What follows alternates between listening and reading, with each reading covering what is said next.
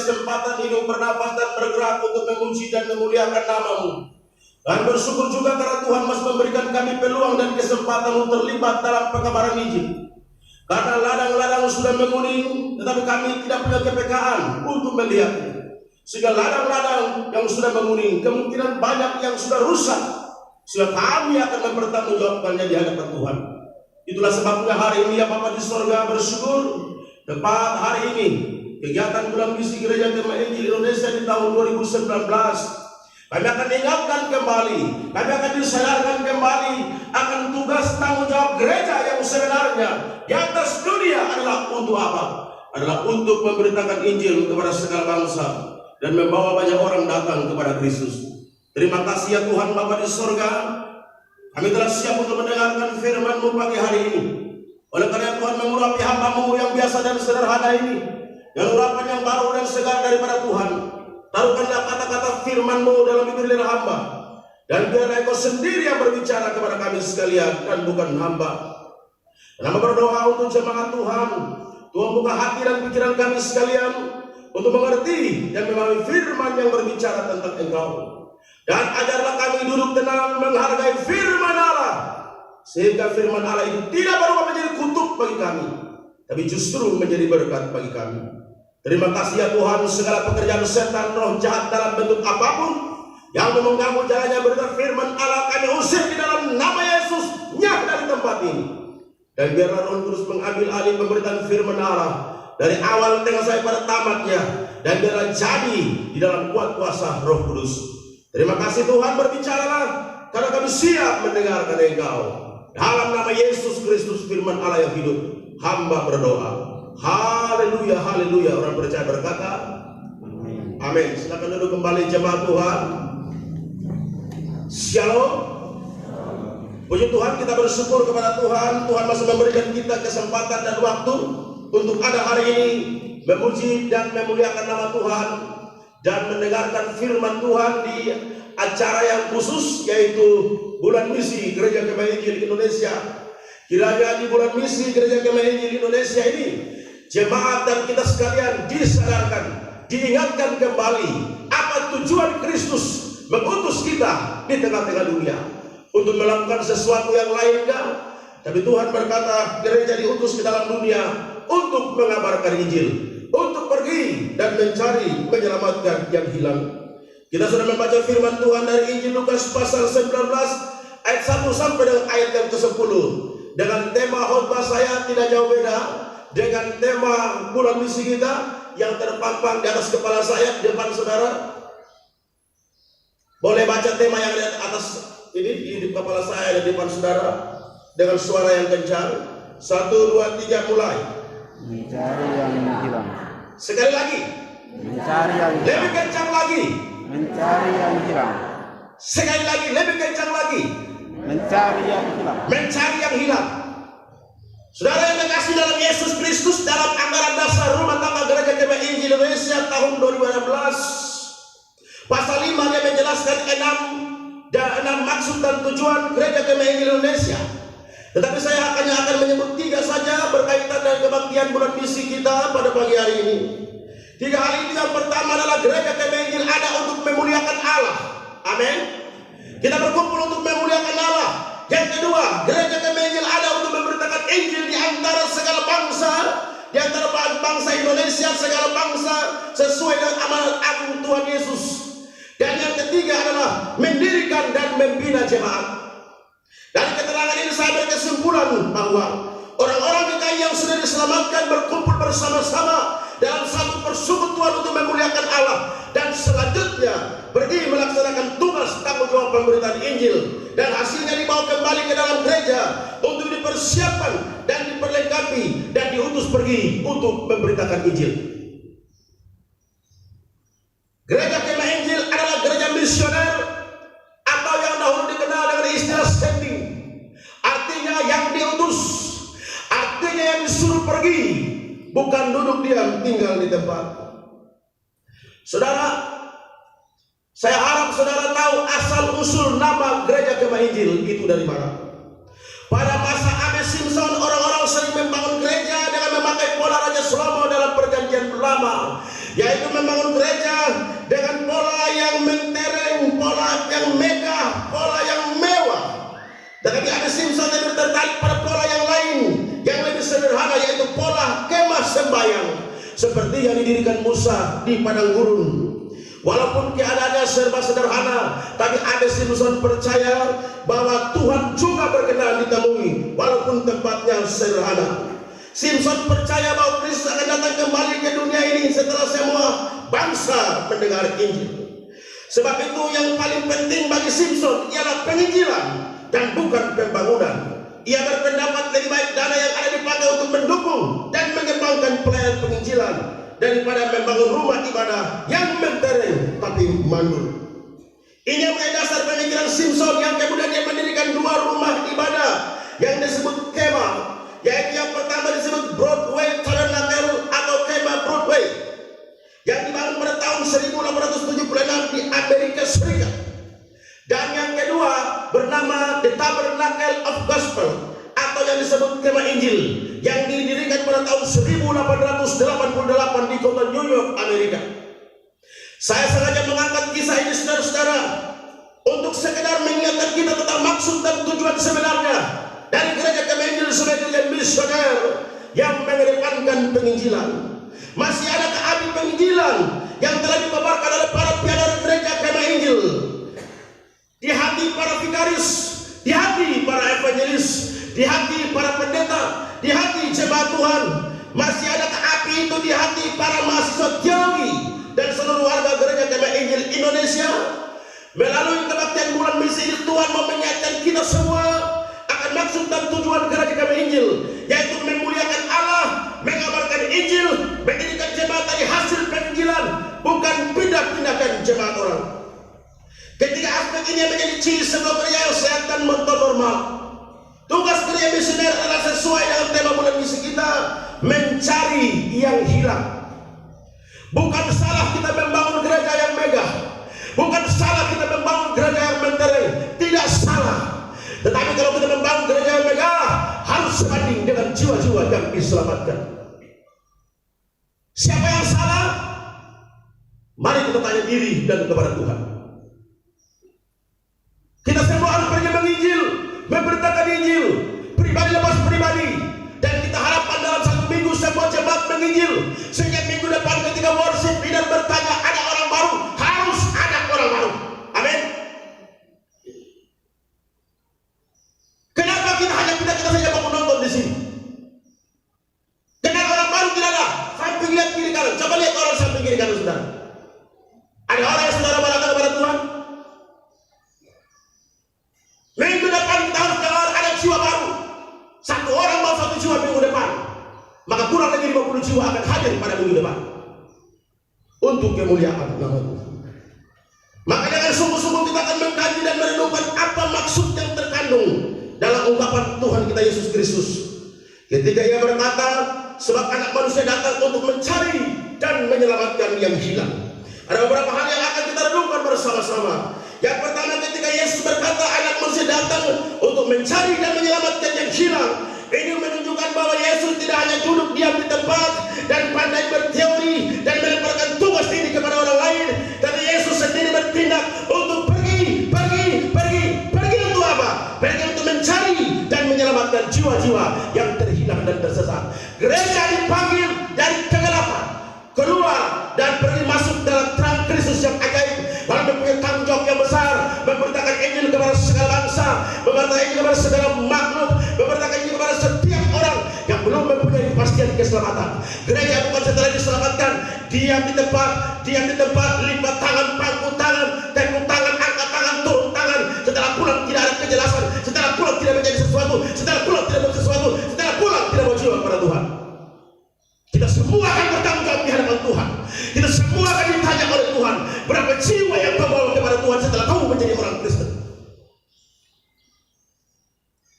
Jangan hanya kita pandai berteori, jangan hanya kita pergi mendengar seminar tentang penginjilan, khotbah tentang penginjilan, sampai dapat sertifikat bertempel banyaknya, tetapi tidak ada satu hasil pun yang dihasilkan daripada kegiatan tersebut.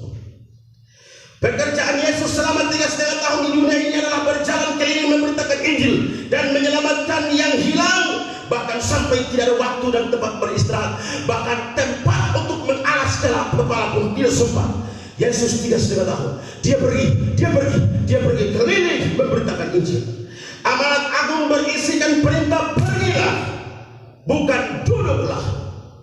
Pergilah dan memberitakan Injil. Jika sungguh-sungguh Kristus berada dalam kehidupan kita, maka kita makin sama seperti Kristus dan mengikuti teladan Kristus. Kita juga akan dibakar oleh kobaran api penginjilan untuk pergi mengosongkan neraka dan mengisi surga dengan penduduk. Maukah saudara? Maukah saudara terlibat dalam pekabaran Injil? Pergi mengosongkan neraka dan mengisi surga dengan penduduk yang diselamatkan. Tapi pada kenyataannya gereja mulai merupakan tanggung jawab pekabaran Injil. Saya katakan tadi ratusan bahkan ribuan khotbah, seminar-seminar tentang penginjilan telah diikuti dan didengar, bahkan bersertifikat, namun belum terlihat pasukan prajurit yang hebat dalam pekabaran Injil. Sudah hilang kesadaran dan semangat akan penginjilan. Saya akan lihat bahwa gereja PMI mulai merosot. Oleh karena apa? Dia lupa akan tugasnya mengabarkan Injil. Ketika saudara lupa tugas saudara mengabarkan Injil, maka saudara akan menuai kekosongan di dalam gereja. Gereja akan kosong ketika engkau dan saya lupa akan berita Injil. 10 tahun mendatang, 20 tahun mendatang, gereja akan kosong. Bisa jadi gereja akan disewa untuk tempat diskusi. Si gereja akan disewa untuk tempat-tempat yang tidak menjadi kenan bagi Tuhan, seperti yang terjadi negara-negara Eropa saat ini. Mereka beribadah, namanya oma-oma yang beribadah, lalu malam gereja dirubah menjadi night club, menjadi tempat diskotik. Hari Minggu orang beribadah lagi. Itu akibat daripada apa? Daripada orang Kristen yang tidak mau pergi menginjil, orang Kristen yang tidak mau pergi bersaksi, orang Kristen yang hanya mengurus kepentingan diri sendiri. Mari eklesia kita bangkit, amin. Bilang samping kiri kanan, eklesia bangkit. Apa artinya eklesia? Eklesia jadi panggil keluar dari kegelapan, datang kepada terang Kristus yang ajaib, dan pergi memberitakan perbuatan-perbuatan Allah yang besar. Jadi Anda dan saya tidak sekedar diselamatkan, tidak sekedar menikmati anugerah, tidak sekedar menikmati karunia hidup kekal, dan saya dan saudara mempunyai tugas tanggung jawab untuk membagikan pengalaman hidup kekal kepada orang lain, supaya ketika berhadapan dengan Tuhan dia berkata, "Well done, pekerjaanmu baik sekali hambaku, masuklah dalam kebahagiaan Tuhan." Saudara-saudara yang dikasih dalam Tuhan Yesus, kalau kita membaca di dalam Kisah Rasul pasal 2 ayat 47, itu dikatakan bahwa setiap hari Tuhan menambahkan jiwa, menambahkan jumlah dengan orang-orang yang diselamatkan. Itu berarti seharusnya di dalam gereja harus menjadi tempat persekutuan orang-orang yang sudah diselamatkan. Amin. Jadi gereja bukan bengkel rohani. Bengkel rohani itu tempatnya adalah penginjilan. Dan penginjilan membawa orang kepada Tuhan, membawa ke dalam wadah gereja, bersekutu bersama-sama, memuji dan memuliakan nama Tuhan. Coba saudara lihat orang samping kiri kanan saudara. Perhatikan orang di sebelah saudara. Lihat caranya menatap saudara. Lihat caranya senyum. Apakah mukanya bengkak atau mukanya kembang kempis? Coba saudara lihat. Dan apakah saudara bisa pastikan bahwa orang yang di sebelah saudara itu sudah pasti lahir baru, sudah pasti diselamatkan, sudah pasti yakin masuk surga? Lihat samping kiri kanan saudara. Gereja harusnya berkumpul orang-orang yang sudah dilahirbarukan di dalam Kristus. Amin. Kalau orang-orang berkumpul adalah orang-orang yang belum dilahirbarukan dalam Kristus, maka pantas saja dalam rapat-rapat kita berkelahi, dalam rapat-rapat kita bersengketa, lalu kemudian dari rapat keluar dari rapat kita menjadi saling membenci satu dan yang lain, membuktikan bahwa gereja ini berkumpul orang-orang yang belum dilahirbarukan dalam Kristus. Orang-orang kalau berkumpul lahir baru dalam Kristus, memang pernah ada perselisihan antara Paulus dan Barnabas, tapi mereka berdamai. Ada perselisihan pada konferensi di Yerusalem, tapi Yakobus berdiri dan menenangkan mereka damai. Ada perselisihan, ada persilang pendapat, it's okay, tidak apa-apa, tapi jangan sampai itu menjadi satu hal yang menimbulkan sepahit hati sehingga ada kebencian satu dengan yang lain. Maka saudara, di dalam rapat-rapat gereja baik gereja lokal maupun di Rakerda, saya lebih banyak memilih diam. Kenapa? Bukan saya tidak mau bicara, bukan saya tidak punya bahan untuk bicara, tapi ketika saya bicara, maka ada dua hal yang terjadi. Apakah dia masih jadi kawan saya, atau jangan sampai menjadi lawan saya? Ini yang membuat gereja Kemenjil terperosok. Gereja Kemenjil merosot karena satu, orang malas menginjil. Kedua, orang suka tersinggung. Ketiga, baku ribut jabatan. Ini yang membuat gereja Kemenjil merosot masa kini. Jadi kalau gereja itu adalah perkumpulan orang-orang yang sudah diselamatkan, haleluya, saya sangat yakin segala persengketaan perselisihan volumenya akan ditekan, dan kita lebih banyak berbicara tentang Tuhan dan pekerjaan. Pernahkah saudara-saudara dalam rapat-rapat berdebat, pernahkah singgung berdebat tentang penginjilan? Tidak ada. Saya ikut rapat-rapat, tidak pernah ada orang berdebat tentang penginjilan. Sementara orang tidak tahu penginjilan daerah Kupang, jalannya ini saudara terseok-seok. Tidak ada satu manusia yang sadar akan hal ini. Lalu berkata itu tugas pendeta Markus Mauhari. Saudara, untuk meninggalkan jemaat Injil tidak susah bagi saya. Tapi saya berkata, saya bukan melayani gereja Kemenjil, saya melayani Tuhan Yesus Kristus. Itu yang membuat saya tahan berdiri di gereja Kemenjil untuk terus mengabarkan Injil. Didukung atau tidak didukung, disupport atau tidak, yang pasti ada Yesus Kristus dan istriku yang setia di sampingku. Dorang dua ini yang mendukung saya terus. Amin saudara. Maka jangan sakiti hati istri, karena kalau istri menangis dan tersakiti, maka kamu tidak akan mewarisi berkat dari Tuhan.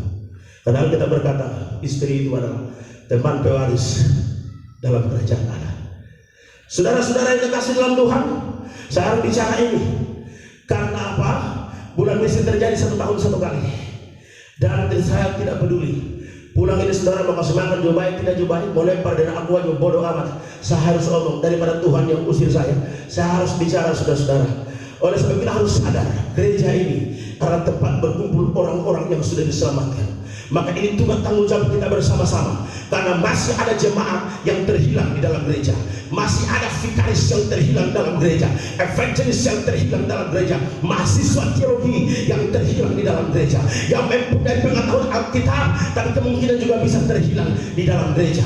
Ada banyak orang. Maka sekarang saudara, mari gereja Kemenjil Eklesia kita tidak fokus ke luar sana, kalaupun ada waktu boleh, tapi sekarang bagaimana kita fokus ke dalam. Kita menginjili pemuda-pemudi, kita menginjili jemaat-jemaat door to door, kita menginjili semua. Badan pengurus jemaat mungkin perlu diinjili, karena mungkin dia melayani lama tapi dia belum yakin akan keselamatan dia. Perlu diinjili, dibicarakan face to face, person to person, empat mata, kita bicara tentang Injil.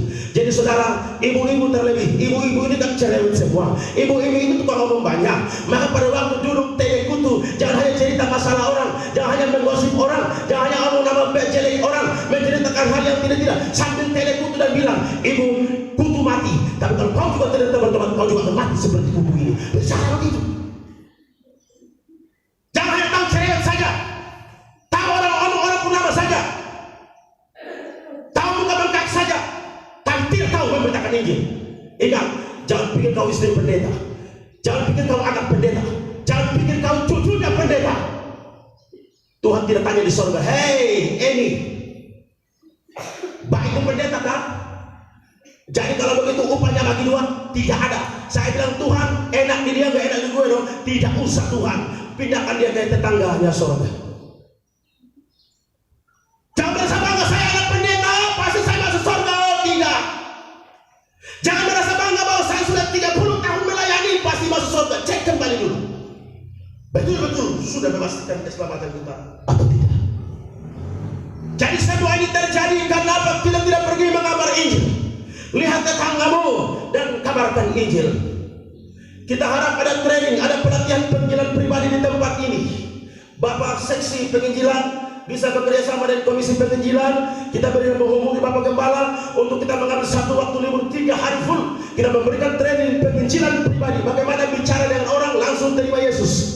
Saudara-saudara, baru-baru saya ke Malang ikuti training penginjilan, dan di dalam waktu 3 hari saya menangkan 5 orang bagi Kristus, yaitu 1 sopir Grab. Tahu Grab? Ketika duduk di dalam mobil, saya minta duduk paling depan. Pak sopir, boleh saya di depan? Boleh Bapak. Lalu sementara bicara, lalu kami bicara tentang gempa bumi, kami bicara tentang peristiwa-peristiwa alam. Lalu saya bilang sama dia, Om Sopir, boleh saya bertanya? Boleh Pak. Boleh kita berkenalan dulu? Boleh. Ya. Dia bilang namanya dia Dekal, nama saya Max. Lalu kemudian saya bilang sama dia, seandainya Dekal, peristiwa gempa bumi terjadi di kota Malang, lalu tiba-tiba masuk lubang kita berdua, lalu mati sekalian. Kira-kira kau yakin mati pasti masuk surga? Dia sambil gemetaran, salah putar setir. Aduh Bapak, itu saya belum tahu Bapak. Boleh saya beritahu? Boleh Bapak, saya beritahu. Saya bicara dengan dia sampai terakhir saya bilang, bagaimana? Mau terima Yesus sekarang juga? Siap Bapak, pinggirkan mobil. Saya doakan dia di dalam mobil, terima Tuhan Yesus. Kayak ongkos dibagi dua. Saudara naik angkot, Injil sepi atau Injil konjak terima Yesus begitu turun, mama jalan saudara saya bayar. Karena apa yang mau berikan lebih dari sekedar 2.000 rupiah bagi saya. Amin. Bertemu dengan mahasiswa Brawijaya Malang. Berbicara dengan dia, langsung dia ambil keputusan terima Yesus Kristus. Mahasiswa Unitri Malang, mereka terima Yesus sebagai Tuhan dan Juru Selamat. Setelah pulang dari sana saya sampai di Surabaya. Di Surabaya 11 orang terima Tuhan Yesus sebagai Tuhan dan Juru Selamat. Kasih tepuk tangan buat Tuhan. Sayangnya eklesia jauh dari Surabaya. Kalau tidak, minggu depan hari ini saya bawa mereka bersaksi di sini. Setelah pulang saya berdoa, Tuhan tolong supaya saya bisa mengabar Injil. Tuhan tolong supaya setiap hari paling tidak 1 jiwa Tuhan kirimkan buat saya. Beberapa hari yang lalu, satu polisi dari Polda bertemu dengan saya bicara. Saya Injil dia terima Yesus sebagai Tuhan dan Juru Selamat. Doakan saudara, mari kita bersama-sama turun di Pasar Paikoten, turun di Terminal Kupang. Jadi pagi-pagi orang bawa buku di kantor, orang bawa buku di kampus, kita jangan bawa tas pergi keliling-keliling cari jiwa buat Tuhan. Kita mencari jiwa di tempat kerja kita, di sekolah kita menginjil dan membawa jiwa. Dan kalau 1 minggu 6 hari ini kita menginjil paling tidak 1 orang, maka paling tidak ada 6 orang yang akan kita bawa saksikan minggu depan. Amin. Mungkin saudara berkata, saya tidak bisa bicara. Itu bukan tugas panggilan saya. Saya punya karunia bukan karunia menginjil. Terus kau punya karunia apa? Karunia hanya makan kue saja. Karunia hanya makan nasi saja. Karunia apa coba? Yesus pergi. Maka gereja bukan duduk di tempat. Gereja harus keluar. Gereja harus berdampak. Gereja harus pergi dan membawa jiwa. Saya menantang jemaat eklesia pagi hari ini. Minggu depan, balkon atas, kursi bawah harus penuh.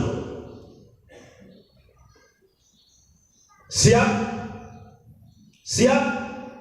Kalau tidak siap, kenapa kita bangun gedung besar macam begini? Bapak Farid nanti pulang di Kalimantan, datang lagi, gereja tinggal 5 orang. Mari kita pergi mengabarkan Injil. Saudara marah? Silakan.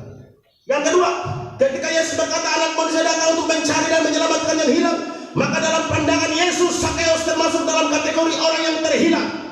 Sekalipun Sakeus adalah seorang kepala dinas bea dan cukai pemerintah Romawi dan termasuk orang kaya kata Alkitab, tapi dalam pandangan Kristus Sakeus tetap saja orang yang terhilang yang perlu untuk diselamatkan.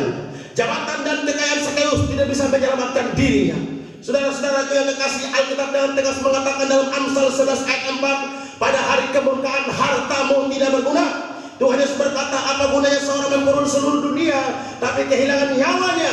Lukas 18 ayat 24 dan 25 berkata, jangan membiarkan jabatan dan kekayaan menghambat saudara masuk dalam surga. Di dalam 1 Raja-Raja 11 ayat 1 sampai 13 itu berbicara tentang jabatan, kekayaan dan kemasyhuran dalam menghancurkan hidup Raja Salomo. Raja Salomo itu dia melebihi semua raja di bumi. Dalam hal kekayaan dan hikmat melebihi dari semua orang di atas bumi. Bayangkan pendapatan emas saja dalam 1 tahun adalah 666 talenta. Talenta adalah ukuran timbangan sebesar 3.000 sikal yang sama dengan 34 kg. Dengan demikian 1 talenta sama dengan 34 kg dikali dengan 666 talenta, hasilnya bila dirupiahkan kalau saya tidak salah hitung sekitar 22.644 juta. Itu baru emas, belum termasuk yang lain-lain. Pada zaman Salomo perak tidak mempunyai arti apa-apa. Pada zaman Salomo, perak itu harganya jatuh. Dan Salomo mempunyai kemewahan yang begitu hebat dan luar biasa. Tapi saudara tahu apa yang terjadi? Pada akhirnya jabatan, kekayaan, kemewahan, kemasyhuran itu telah menghancurkan kehidupan Raja Salomo. Jabatan kita, kekayaan yang kita punya, uang yang kita punya tidak akan bisa menyelamatkan kita. Tidak akan berguna pada hari kemurkaan tiba. Tidak akan berguna pada hari penghakiman penghakiman yang tiba. Tuhan Yesus melihat Sakeus sebagai pribadi yang terhilang, walaupun dia seorang pejabat pemerintah yang memiliki jabatan penting, yaitu kepala dinas bea dan cukai. Dia punya kekayaan yang begitu luar biasa. Tapi Yesus melihat dia terhilang dari kekayaan. Sementara menikmati jabatan, kekayaan dan kemasyhuran, dia justru terhilang. Saudara, untuk apa kita mengumpulkan uang yang banyak kalau tidak untuk kemuliaan nama Tuhan? Maka hari ini saya menentang saudara-saudara sekalian yang mempunyai uang, yang mempunyai segala sesuatu, berilah dukunganmu terhadap penginjilan. Saudara sudah mendukung pembangunan, sudah bagus, tapi saudara juga wajib mendukung pekabaran Injil. Di Sabu sana masih banyak yang perlu Kristus. Di Sumba sana banyak yang masih perlu Kristus. Saya ke Sumba dan melayani di sana, dan mereka panggil saya pergi dan berdoa buat mereka. Lalu mereka memberikan saya satu kain 2 lirang yang seharga mendekati 5 juta rupiah, dan mereka sendiri langsung menjahit jas, dan jas itu saya pakai hari ini. Ini berat saudara, saya keringat karena jasnya sangat berat. Saya sampai di Sumba, saya sampai di Saburai Jua, jalannya hancur berantakan. Kami turun masih banyak yang menyembah berhala. Saudara-saudara yang dikasih dalam Tuhan, kami turun dan sejauh mana yang Tuhan percayakan untuk kami injili, kami injili. Dan beberapa yang menyerahkan diri untuk dibaptis. Ketika di Rotendau, saya mengelilingi hampir seluruh Rotendau saya kunjungi. Lalu kemudian ada satu pulau kecil di tengah Pulau Rote, namanya Pulau Nusa Manuk. Saya ke sana dengan menggunakan perahu saudara untuk mengabar Injil di sana, dan 250 penduduk yang ada di sana, mereka menyerahkan diri kepada Kristus. Mereka bilang, "Ama Pendeta, Pak Pendeta, tolong ya, toh jangan pulang dari Rote.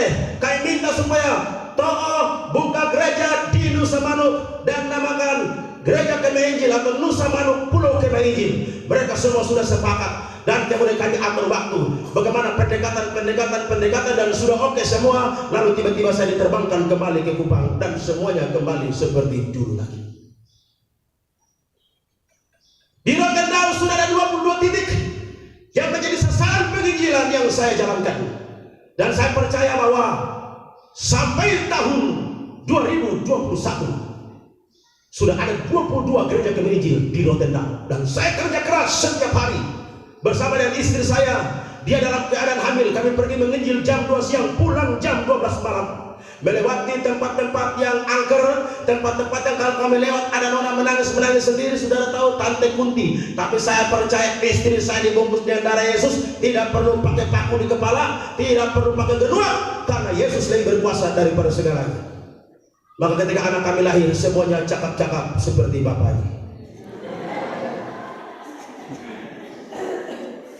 Saudara yang dikasih dalam Yesus Kristus, saya menjumpai ada orang-orang kaya di Rote sana, ada pejabat pemerintah. Saya jumpai mereka langsung, saya mengabar Injil, dan saat itu sakit itu katanya besar sekali, dan dia katakan, "Pak Pendeta, saya mau mati, Pak Pendeta, saya mau mati, Pak Pendeta." Saya bilang, "Bapak tidak mati. Januari minggu kedua Bapak sembuh." "Betulkah?" "Tidak percaya, silakan sakit." "Oh, saya percaya." Akhirnya